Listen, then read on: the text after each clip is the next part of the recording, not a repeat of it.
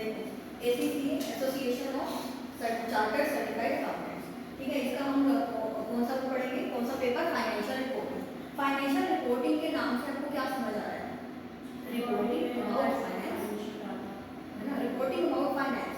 अब अगर हम नॉर्मल इसको अपनी जनरल लैंग्वेज में जो अभी तक पढ़ते आए हैं वो हम पढ़ते आए हैं accounting, accounting accountancy, that was accounting, this is not accounting, this is reporting, ठीक है। अकाउंटिंग हमारी सिर्फ कहाँ तक लिमिट रहती है, डेबिट क्रेडिट सीख ली है आपने, ट्रायल बैलेंस बनाना सीख लिया आपने, उसकी जनरल टर्म्स आपने सारी सीख ली, दैट इज अकाउंटिंग, कि किस केस में आपने क्या करना है, किसको कैसे अकाउंटिंग करनी है, दैट इज अकाउंटिंग। नाउ अब हम सीखने वाले हैं रिपोर्टिंग, है ना। रिपोर्टिंग के पार्ट में हमारा क्या आता है, फाइनेंशियल स्टेटमेंट्स को प्रिपेयर करना, जो हम इंडियन लैंग्वेज में फाइनेंशियल स्टेटमेंट बोलते हैं, यहाँ पे बोलते हैं स्टेटमेंट ऑफ फाइनेंशियल पोजीशन, क्या बोलते हैं, स्टेटमेंट ऑफ फाइनेंशियल पोजीशन। अब आपके यहाँ पे सेम ही चीजें आएंगी जो आपने अभी तक पढ़ी हैं, बैलेंस शीट P&L आप पढ़ चुके हो, कैश फ्लो स्टेटमेंट आप पढ़ चुके हो, वही सब चीजें यहाँ पे, ठीक है। प्रिंसी आर यू गेटिंग, ठीक है। अब देखो इसमें हम क्या पढ़ने वाले हैं, एक जो एक अकाउंटेंट होता है, अकाउंटेंट का काम क्या होता है, हर जगह की ट्रांजैक्शन जो होंगी उनको रिकॉर्ड करना, जर्नल एंट्रीज करना, ठीक है, और फाइनेंशियल स्टेटमेंट बनाना। ACCA का काम क्या होता है, चार्टर्ड अकाउंटेंट का, सर्टिफाइड चार्टर्ड सर्टिफाइड अकाउंटेंट का क्या काम होता है, उन वाली financial statement, statement of financial position जो अकाउंटेंट्स ने उनको बना के दी है, उनको इंटरप्रेट करना, उनको एनालाइज करना कि ये क्या बताना चाहेंगे, इन वाली फाइनेंशियल स्टेटमेंट से क्या प्रूफ हो रहा है ना। तो वो that is the main work of ACCA। ACCA का काम काफी ऊपर का है, टॉप मैनेजमेंट लेवल का, उन्होंने आगे रिपोर्ट करना है टॉप मैनेजमेंट को कि हम कहाँ पे लैग कर रहे हैं और कहाँ पे अच्छा परफॉर्म कर रहे हैं, क्या हमारी अपॉर्चुनिटीज है, क्या हमारी स्ट्रेंथ्स है, क्या वीकनेसेस है, सब कुछ, क्या थ्रेट्स है, ठीक है। कभी सुना है SWOT analysis, SWOT analysis, SWOT, strength, weakness, opportunity, threats, ये सब कौन निकालता है, कौन एनालाइज करता है, असेस करता है, टॉप मैनेजमेंट, ठीक है। ACCA भी इनमें से एक हो गया जो वहां तक रिपोर्टिंग करेगा, ठीक है। तो उनका काम है फाइनेंशियल स्टेटमेंट बनाना नहीं, फाइनेंशियल स्टेटमेंट को एनालाइज करना, रेशियोज निकालना, हम अच्छा परफॉर्म कर रहे हैं या नहीं कर रहे हैं, अगर नहीं कर रहे तो क्यों नहीं कर रहे, ठीक है, और हम बेटर परफॉर्म कैसे कर सकते हैं, ये सब कुछ।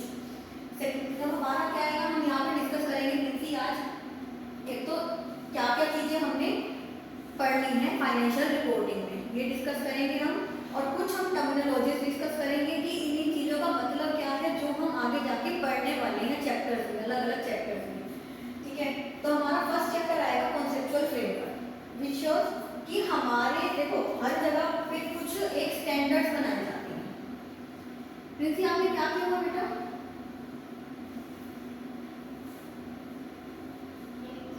मुझे आपका थोड़ा नॉलेज लेवल पता करना है कि आप 12th पास हो या ग्रेजुएशन पास हो, सॉरी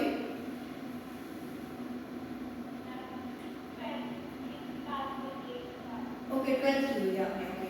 देखो तो आपको स्टैंडर्ड्स का मतलब थोड़ा बहुत पता होगा, अकाउंटिंग स्टैंडर्ड 12th तक भी थोड़ा सा आ जाता है ना, कि accounting standard 1 disclosure of financial statement, disclosure जो होती है फाइनेंशियल स्टेटमेंट में क्या क्या होती है, अकाउंटिंग स्टैंडर्ड 2 होता है इन्वेंटरीज करके, जो आपने इंडिया में पढ़ी है,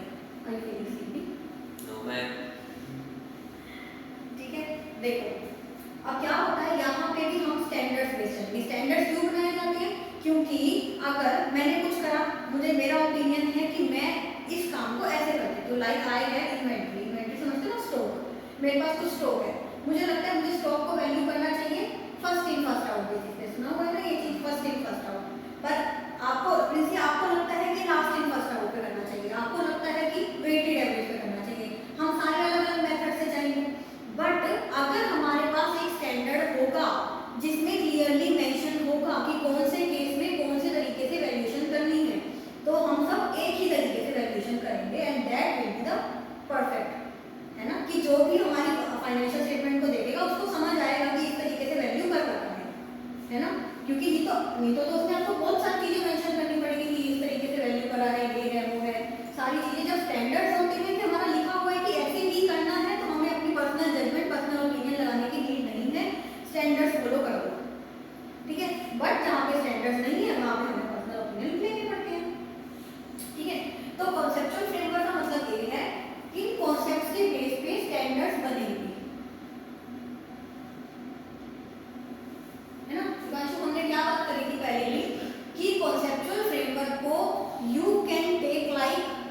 कॉन्स्टिट्यूशन ऑफ अ कंट्री। जैसे कंट्री का कॉन्स्टिट्यूशन होता है, अब आप उस कॉन्स्टिट्यूशन के बेस पे क्या करते हो, लॉ बनाते हो। कोई भी लॉ जो हमारी कंट्री में बन रहा है, जैसे सिविल कोड हो गया, क्रिमिनल कोड हो गया, कोई भी लॉ किसको क्रॉस नहीं करेगा, कॉन्स्टिट्यूशन, है ना। तो कॉन्सेप्चुअल फ्रेमवर्क इज कॉन्स्टिट्यूशन। इसके बेस पे हमारे बनेंगे स्टैंडर्ड्स, ठीक है। स्टैंडर्ड्स इसको डेविएट नहीं करेंगे 99.9% केसेस में, पर 0.1% केसेस ऐसा हो सकता है कि बहुत ज़्यादा नीड हो गई है कि हमारा कॉन्सेप्चुअल फ्रेमवर्क गलत बोल रहा है बट स्टैंडर्ड में हमने सही लिखना है, तो डेविएट कर सकता है, ठीक है प्रिंसिप। तो नेक्स्ट चैप्टर हमारा आएगा रेगुलेटरी फ्रेमवर्क।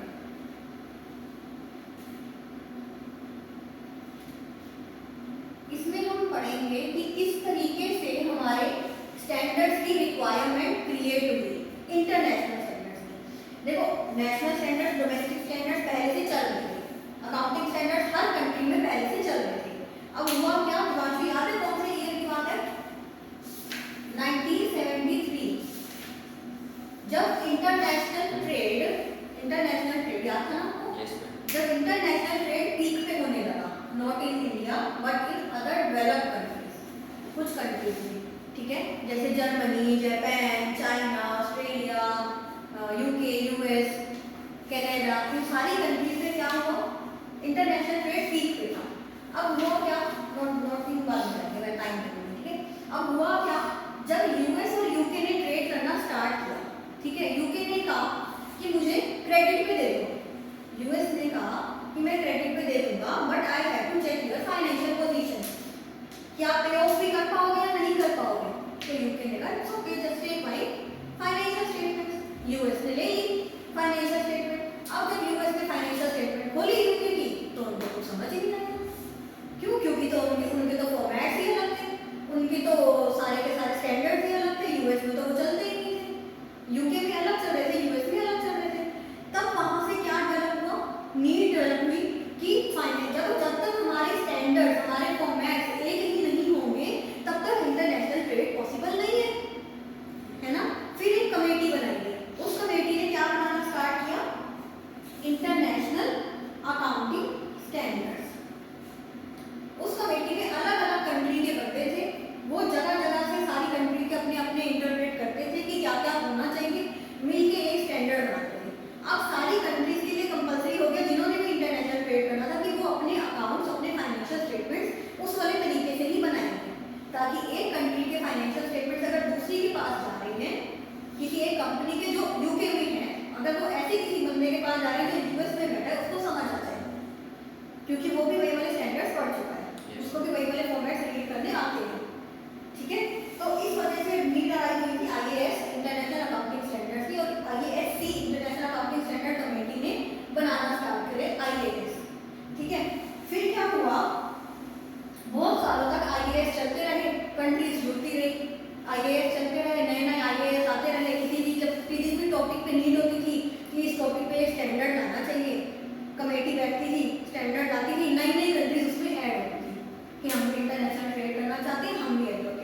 अब कई सालों तक जब ये चीज़ चलती रही तो क्या हुआ, एक टाइम पे आके ये चीज़ें, इनके कॉन्सेप्ट पुराने होने लगे, है ना, क्योंकि फॉरेक्स के कॉन्सेप्ट नए आ रहे थे, फॉरेन एक्सचेंज अलग तरीके से होने लगा, काफ़ी सारी चीज़ें जिनकी रिक्वायरमेंट चेंज होने लगी कि स्टैंडर्ड्स में अलग लिखा हुआ है, हमें ऐसे नहीं करना चाहिए, आजकल की रिक्वायरमेंट अलग होगी, अलग एरा आ चुका है।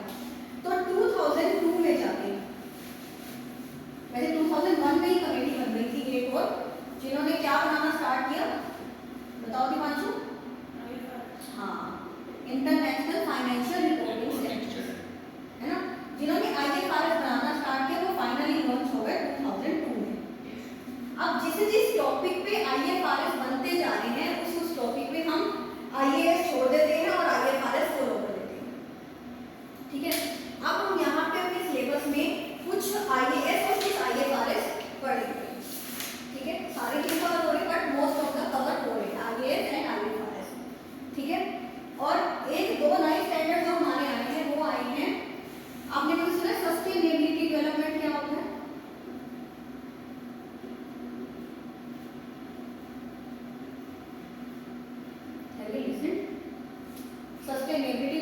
क्या होता है? सस्टेनेबिलिटी डेवलपमेंट होता है to take the benefit of nature without harming the nature for future generation, without compromising the nature for future generation, कि फ्यूचर जनरेशन के लिए भी नेचर वैसे का वैसे रहे।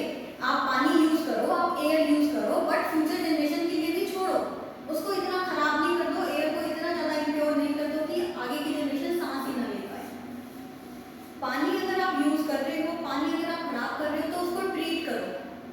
ट्रीटमेंट प्लांट्स लगते हैं ना पानी के प्रिंसी, तो उसको ट्रीट करो।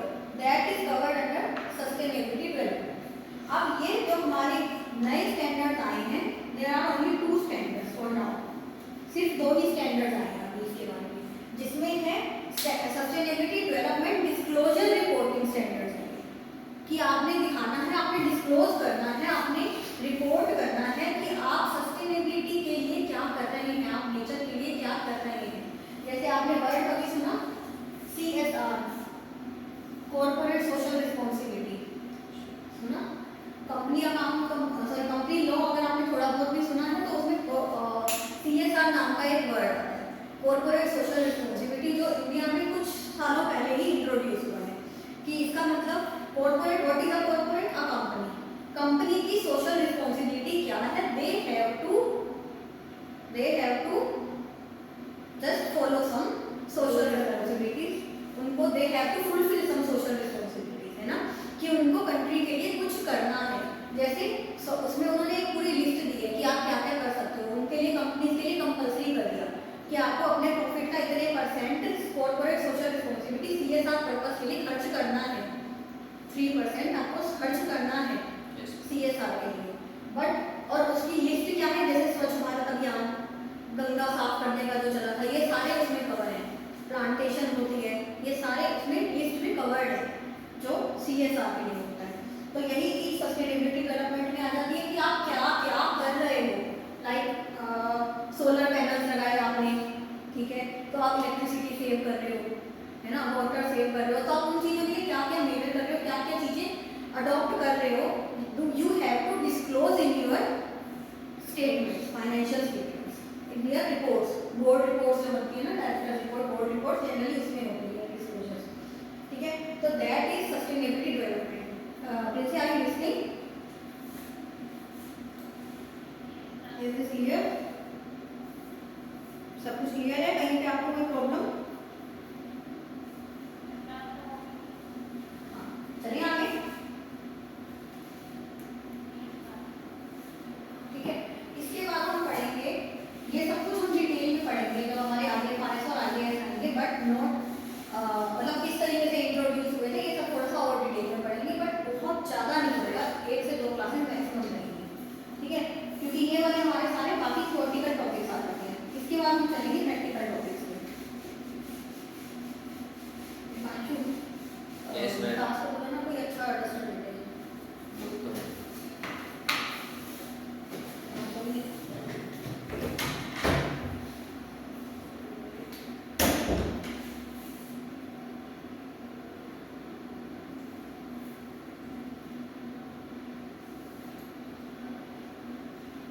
नेक्स्ट चैप्टर हमारा आएगा tangible non current assets.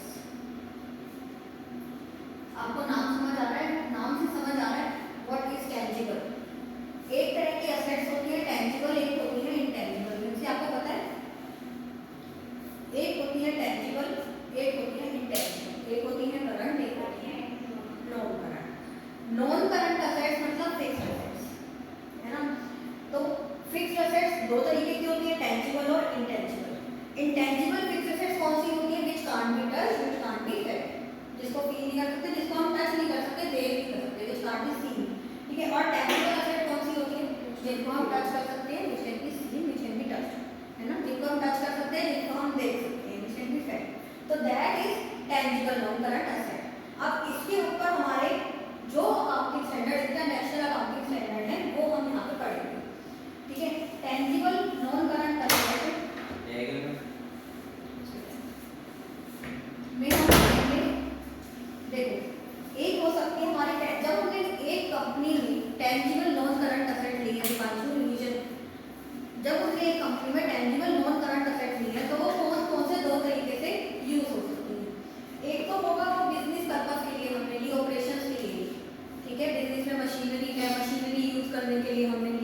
Furniture है, ऑफिस में है, हम उसको यूज कर रहे हैं, हमने इसलिए ली।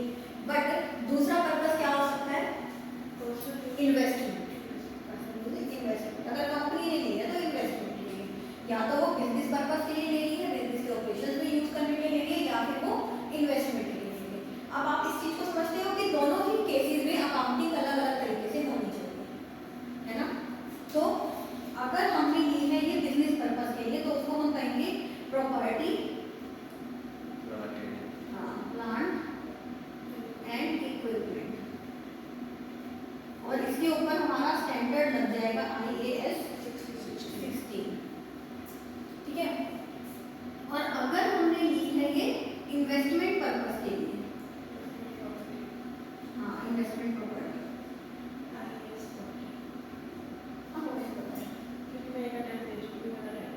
अच्छा IAS 40, ठीक है? और इनके लिए हम एक और पढ़ेंगे दोनों को अकाउंटिंग करने के लिए, बोरोइंग कॉस्ट, कि कब कब बोरोइंग कॉस्ट को हमने कॉस्ट में ऐड करना है और कब कब उसको हमने एक्सपेंसेस में ले जाना है, ठीक है? तो बोरोइंग कॉस्ट ये कौन सा IAS 43,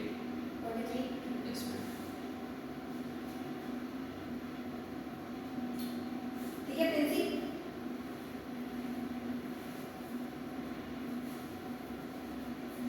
प्रिंसी यस मैम, किसी नॉइजी प्लेस पे हो गया?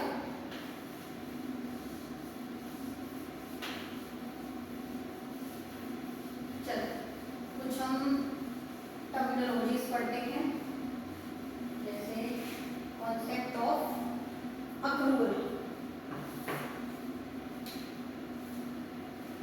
एक पढ़ेंगे कॉन्सेप्ट ऑफ अक्रूवल, एक पढ़ेंगे कॉन्सेप्ट ऑफ प्रूडेंस, एक पढ़ेंगे हम गोइंग कंसर्न, ठीक है? What is accrual? पेंडिंग, हाँ ये मैं अप्रूवल बेसिस ऑफ अकाउंटिंग की बात कर रही हूँ, है ना? अप्रूवल आप ये कह रहे हो अप्रूवल एक्सपेंसेस की वो अक्रूड होते हैं, अप्रूवल नहीं कहते, अक्रूड कहते हैं उनको, पर ये अप्रूवल बेसिस ऑफ अकाउंटिंग की बात कर रहे हैं। What is the meaning of approval basis of accounting? आप ठीक डायरेक्शन में जा रहे हो, बट प्रिंसी आपको पता है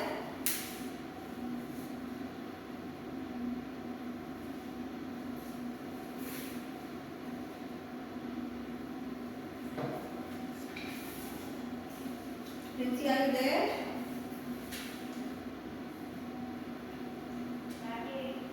आपको पता है अप्रूवल बेसिस ऑफ अकाउंटिंग क्या होता है?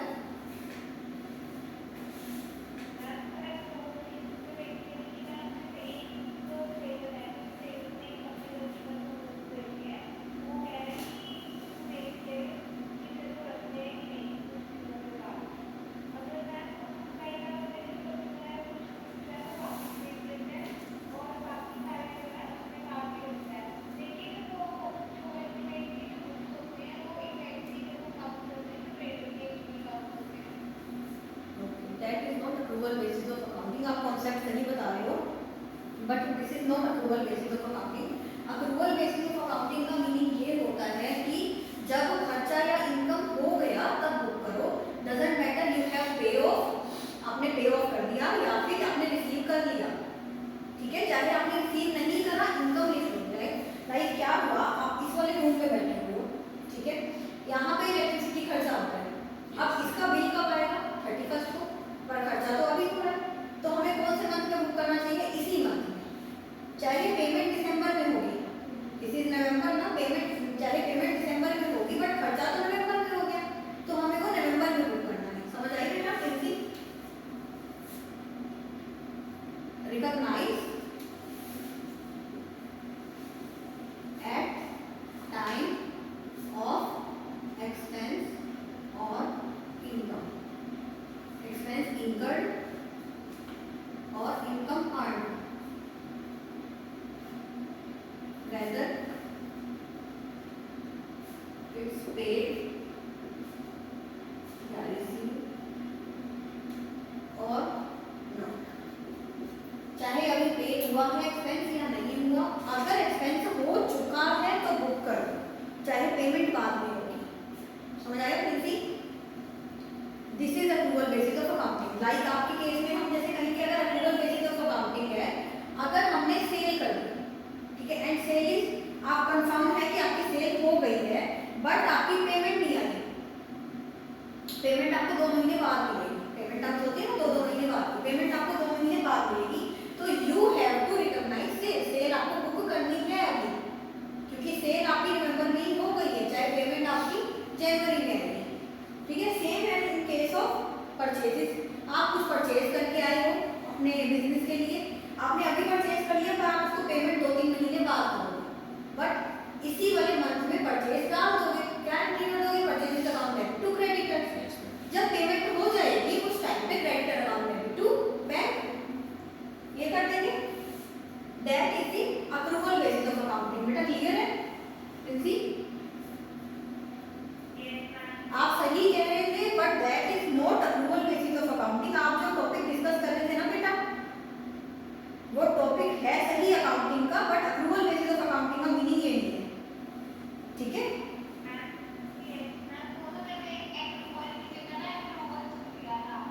अच्छा ओके ओके ओके ओके ठीक है। अच्छा दूसरा आप सुनो, अगर हम बात करते हैं कैश बेसिस ऑफ अकाउंटिंग, एक होता है अप्रूवल, एक होता है कैश।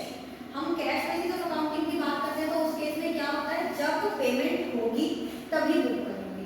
लाइक इलेक्ट्रिसिटी हम इस वाले मंथ में बुक नहीं करेंगे, जब दिसंबर में पेमेंट होगी तब बुक करेंगे, विच इज वेरी इरेलीवेंट, है ना, नहीं मोस्टली जगह नहीं फॉलो किया जाता। हम यहाँ पे ये पढ़ क्यों रहे हैं, because these are some assumptions कि जब भी हम अपना क्वेश्चन सॉल्व करेंगे ये मान के चलेंगे कि अप्रूवल बेसिस ही फॉलो किया जाना है, ठीक है, यहाँ पे अप्रूवल ही चलता है, इसलिए हम इसको रीड कर रहे हैं।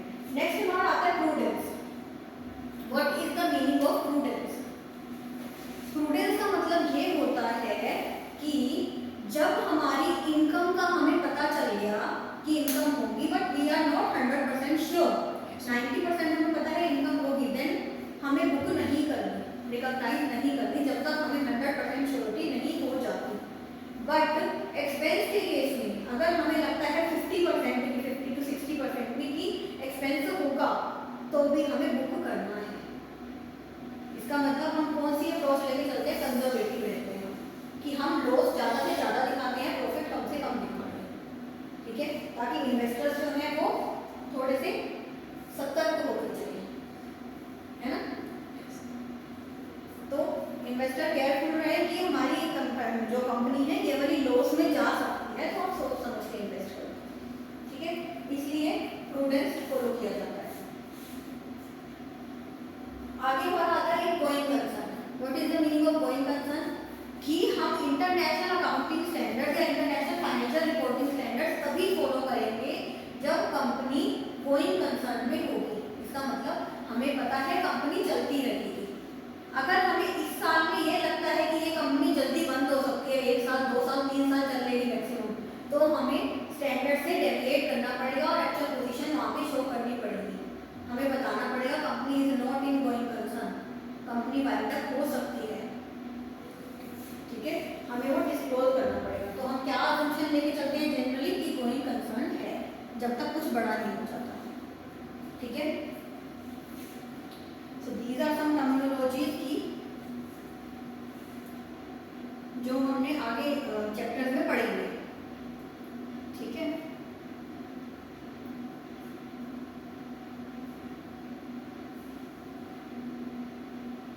अच्छा ग्रांट्स का मतलब समझते हो आप? ग्रांट्स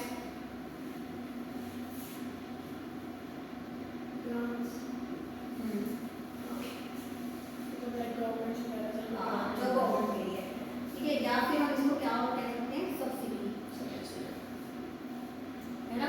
जैसे सिलेंडर के लिए देती थी पहले गवर्नमेंट, अब तो नहीं देगी ना। पहले ऑप्शन दिया था ना कि हम आपके अकाउंट में डाल देंगे, आप पूरी पेमेंट कर दो, आपके अकाउंट में डालेंगे,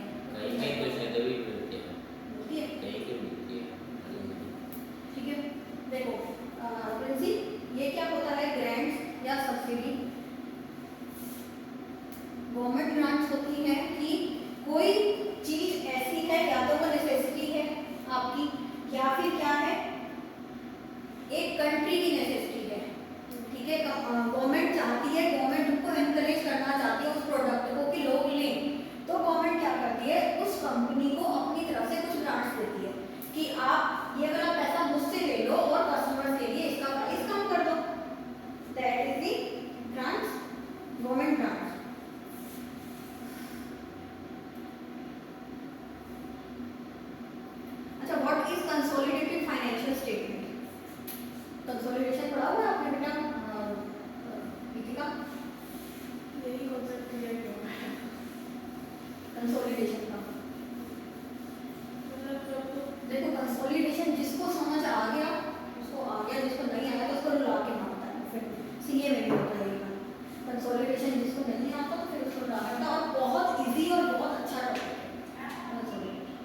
क्या बेटा,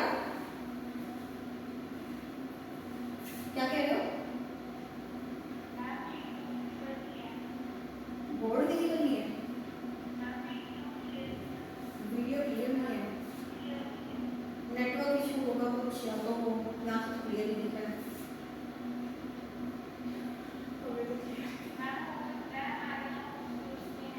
यहाँ से क्लियर मुझे यहाँ से यहाँ तो दिखेगा मतलब जो मुझे दिख रहा है ना कि वीडियो इसको प्रिंसी को दिख रही होगी तो वो मुझे क्लियर दिख रही है।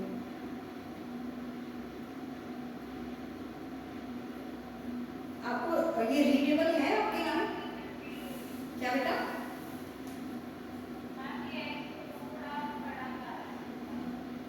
पढ़ा जा रहा है आपको, मैं ऐसे बोल रही हूँ आपको ज़्यादा पढ़ने के लिए नहीं है इसमें, ठीक है? और थोड़ा मैं बड़ा लिखने का ट्राई करती हूँ कि आपको थोड़ा विजिबल रहे। क्या पढ़ने वाले हैं? कंसोलिडेशन।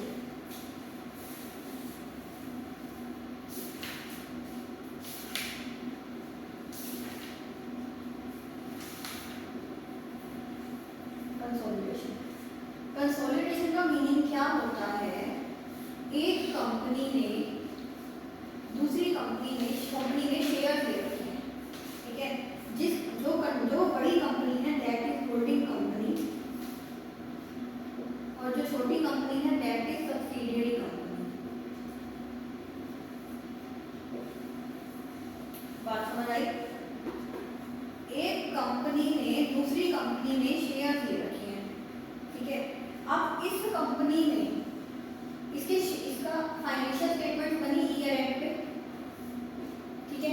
कुछ प्रॉफिट निकला, असेट्स आई, लायबिलिटीज आई। जब इस वाली कंपनी का इसमें शेयर है तो आपको नहीं लगता इसका हर चीज में शेयर होगा? असेट में भी होगा, लायबिलिटीज में भी होगा, प्रॉफिट में भी होगा। तो कंसोलिडेटेड अकाउंट्स बनने जरूरी हो जाएंगे। इसका मतलब एक अकाउंट इसका अलग बनेगा, इसका अलग बनेगा, इन दोनों का मिला के अलग बनेगा। So that is called consolidated account, ठीक है? इस पे पूरा स्टैंडर्ड बेस्ड है और बहुत अच्छा टॉपिक है। अगर आपको ध्यान से पढ़ो इसको, बहुत इजीली क्वेश्चन सॉल्व होते हैं। मुझे तो क्वेश्चन से समझ नहीं आता है इसके, मतलब जैसे मैंने कोई ट्यूशन वगैरह पे पढ़ा किया तो मैं खुद से क्वेश्चंस करती थी तो मुझे समझ नहीं आता कि कैसे कैसे होगा। अच्छा, फायदा होगा इस चीज़ का बारे में,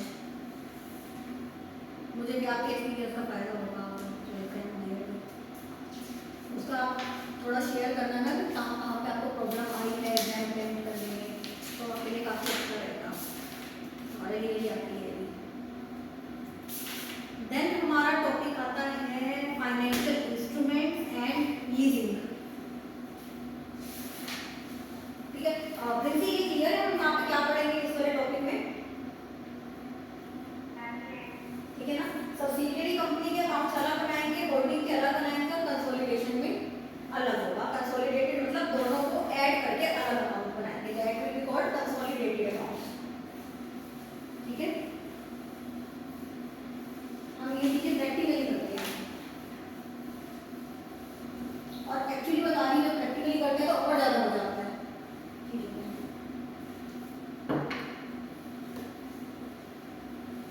फिर आता है हमारा financial instrument. Yes ma'am.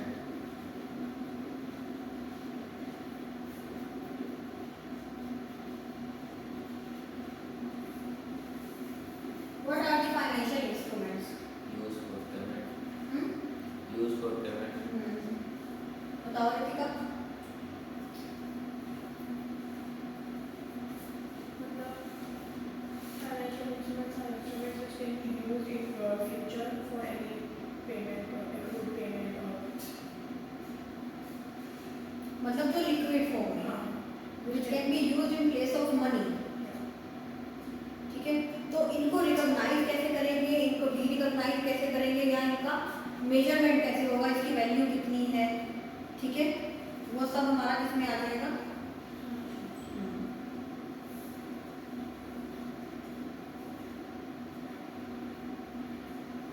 Princy clear है बेटा?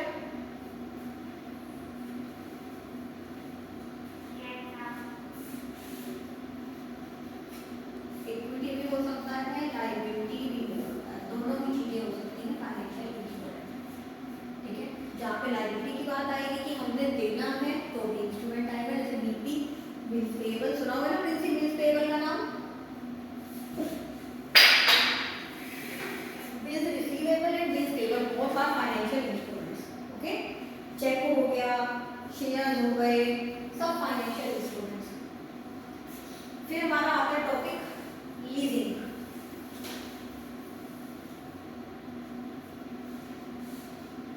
लीजिंग का मतलब समझते हो? Instead of purchasing something, we lease the property for a दो केसेस होते हैं, वो हायर परचेज होता है जो आप लीजिंग कह रहे हो, एक लीज होता है, ऑपरेशनल लीज भी होती है, फाइनेंशियल लीज भी होती है, जिसमें क्या होता है कि डिसाइड कर दिया जाता है टर्म्स में कि हमारी उस वाली प्रॉपर्टी पे ओनरशिप कितनी है, कंट्रोल कितना है, मतलब हमें इस प्रॉपर्टी के लिए क्या क्या करना है, क्या हमें मेंटेनेंस करनी है, या हमारा मतलब पूरी ओनरशिप अगर हमारी होती है तो मेंटेनेंस हमें करनी है, या फिर ओनर का काम है मेंटेनेंस करना, हम सिर्फ इसको यूज करेंगे। ठीक है, तो दैट इज लीजिंग। इसकी अकाउंटिंग किस तरीके से होगी लीजिंग की, ये हम पढ़ेंगे इसमें।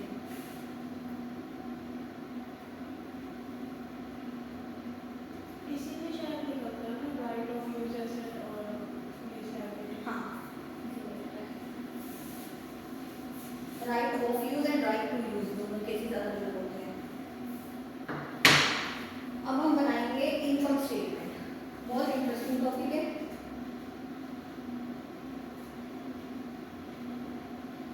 कभी सुना है नाम इनकम स्टेटमेंट? किसी कभी नाम सुना है बेटा income statement? Profit and loss statement नहीं, इसको हम ईपीएस के लिए यूज करते हैं जनरली, अर्निंग पर शेयर निकालने के लिए। कहाँ से स्टार्ट होती है? सेल्स से स्टार्ट होती है। सेल्स माइनस करा हमने कॉस्ट ऑफ गुड्स सोल्ड। जैसे यहाँ पे भी कोई प्रॉब्लम हो मेरे को रोक देना, ओके? फिर आएगा यहाँ पे ग्रॉस प्रॉफिट, इसमें से माइनस कर देते हैं अदर एक्सपेंसेस या एडमिनिस्ट्रेटिव एक्सपेंसेस। ठीक है, यहाँ पे हमारा आ जाएगा Deepanshu profit before interest, EBIT, earning before interest and tax. Yes ma'am, this is the main word जो बार बार यूज किया जाएगा। अर्निंग एबिटा होते हैं इसी शायद एबिटा EBITA वो अलग होता है। Earning before interest and tax जो हम यहाँ पे पढ़ेंगे वो यही पढ़ेंगे।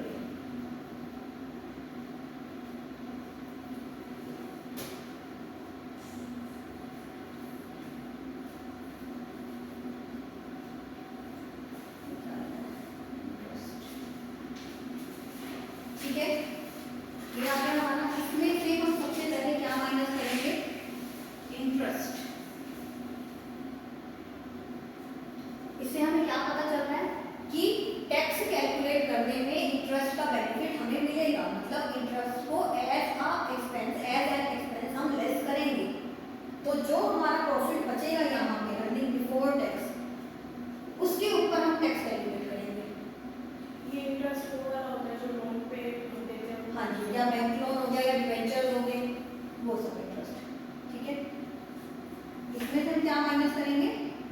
Tax, which will be calculated on this, जो भी परसेंटेज होगी, सपोज करो 30%।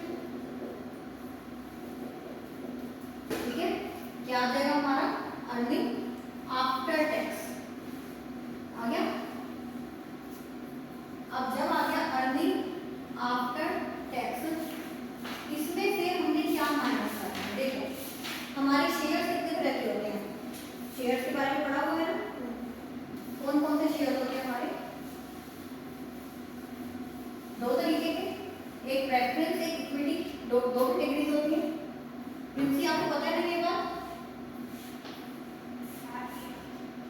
शेयर, एक प्रेफरेंस, एक होता है इक्विटी। ठीक है, प्रेफरेंस भी दो तरीके के होते हैं, एक होते हैं क्यूमुलेटिव, एक होते हैं नॉन क्यूमुलेटिव। इन दोनों में क्या डिफरेंस होता है? देखो जब हम डिविडेंड पे करेंगे, है ना, जब हम डिविडेंड पे करेंगे सबसे पहले किसको पे करेंगे? प्रेफरेंस शेयर्स को, और उसके बाद जो बचा हुआ होगा वो जाएगा इक्विटी को। और प्रेफरेंस शेयर्स के लिए डिविडेंड की परसेंटेज फिक्स्ड होती है, आपको ये बात पता है? प्रेफरेंस शेयर्स के साथ लिखा होता है। Now what is the cumulative preference shares? अगर किसी ईयर में हमें प्रॉफिट नहीं हो पाया या प्रॉफिट कम हुआ कि हम डिविडेंड की परसेंटेज नहीं दे पा रहे, तो क्या होगा? क्यूमुलेटिव वाले डिविडेंड एक्यूमुलेट होता जाएगा। इसका मतलब जिस भी ईयर में हमें प्रॉफिट ज्यादा होगा उस वाले ईयर में इस साल का डिविडेंड भी हमें देना होगा, ठीक है? नॉन क्यूमुलेटिव के केस में ऐसा नहीं होगा। जिस ईयर में हमारे पास प्रॉफिट नहीं है या फिर लॉस है या फिर कम प्रॉफिट है, जितना प्रॉफिट है उतना डिविडेंड दे देंगे, या फिर लॉस है तो डिविडेंड नहीं देंगे। अगले साल उसकी लायबिलिटी नहीं आएगी, जिस साल प्रॉफिट होगा उस साल दे देंगे। बट जहाँ पे प्रेफरेंस शेयर और इक्विटी शेयर की बात आती है तो प्रॉफिट में से डिविडेंड लेने का सबसे पहला राइट प्रेफरेंस शेयर का है, ठीक है?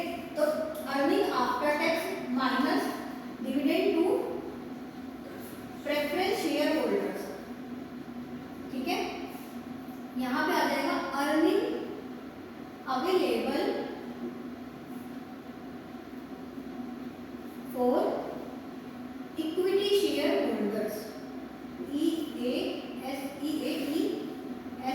इसको हम कहते हैं earning available for equity share holders. ये वाली अर्निंग हमारी इक्विटी शेयर होल्डर्स के लिए अवेलेबल है। अब इसमें से डिविडेंड कितना देना है और रिटेन्ड अर्निंग्स कितनी रखनी है, ये हमारी कंपनी की पॉलिसी है। हमारे डायरेक्टर, हमारे शेयर होल्डर सब डिसाइड करेंगे मिलकर एनुअल जनरल मीटिंग में कि इसमें से डिविडेंड कितना जाएगा किसको? इक्विटी शेयर होल्डर्स को। और रिटेन्ड अर्निंग्स का मतलब क्या होता है? वापस बिजनेस में इन्वेस्ट करना, कि डिविडेंड नहीं दो, बिजनेस में वापस इन्वेस्ट कर दो, that is called retained earnings. री इन्वेस्ट इन बिजनेस, वो कितना कितना होगा यहाँ पे डिसाइड करेंगे, ठीक है? बट जो हमारी earning available for equity share holders आया ना, ESH, इसको हम डिवाइड करेंगे नंबर ऑफ शेयर्स से, नंबर ऑफ इक्विटी शेयर्स से। तो हमारा क्या निकल जाएगा? अर्निंग्स पर शेयर। अर्निंग पर शेयर कितनी हुई है? अब वो अर्निंग इनको दे रहे हैं एज डिविडेंड या नहीं दे रहे, वो बात की है, वो हम यहाँ पे डिसाइड कर रहे हैं। पर अर्निंग वो कितनी रही है वो यहाँ पे डिवाइड करके पता चल जाएगा कि पर शेयर अर्निंग कितनी है। प्रिंसी क्लियर है बेटा?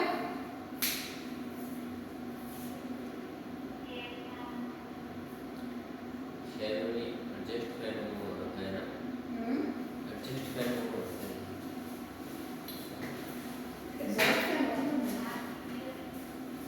क्या बेटा?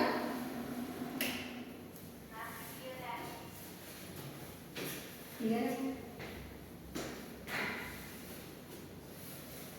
उसका नॉइज स्टार्ट कर दो।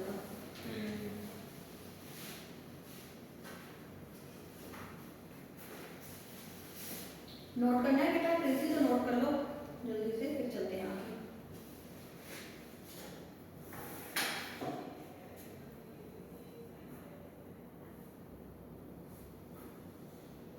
प्रीतिका मैक्सिमम कितने घंटे की क्लास ले चुके हो? मैक्सिमम आवर्स कितने रह चुके हैं किसी भी क्लास में? 1 घंटा, 2 घंटे, 3 घंटे, 4 घंटे? 2 घंटे मैक्सिमम। लेकिन मैं पढ़ नहीं रही हूँ, ऐसा कुछ नहीं है अभी, वो मतलब क्लास कब तक रहती है उसको पॉज करना, क्लास कब तक रहती है तब तक बोल ही ना हो।